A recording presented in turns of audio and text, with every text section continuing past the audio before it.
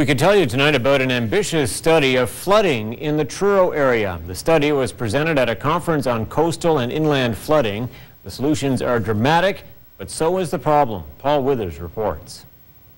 Just 3 years ago, Truro was hit with two once-in-a-100-year rainstorms in 2 weeks.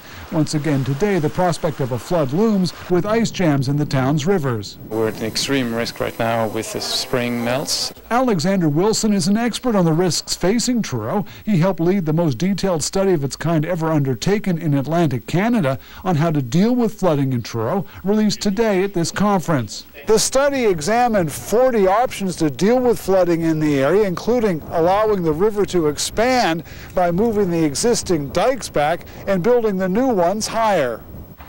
Other options include building pumping stations behind the dikes, new dams, even a floodway channel. The most cost-effective overall, and that protects as much as possible the vital infrastructure needed for the communities that are at risk.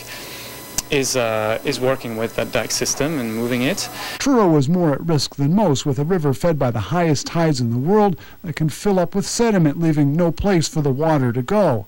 And rising waters, an expected feature of climate change. What you find here is that this is a very local expression of a global problem.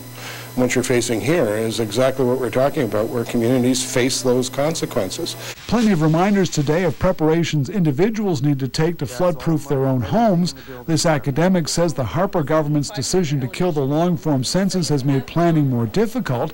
Less information is available on race, education, and income level, data she needs to build a portrait of which population areas may be least able to adapt to climate change.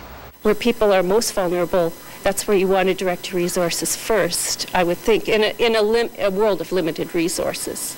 Still, federal funding is being used to pay for numerous studies underway in Nova Scotia on adapting to climate change. Paul Withers, CBC News, Truro.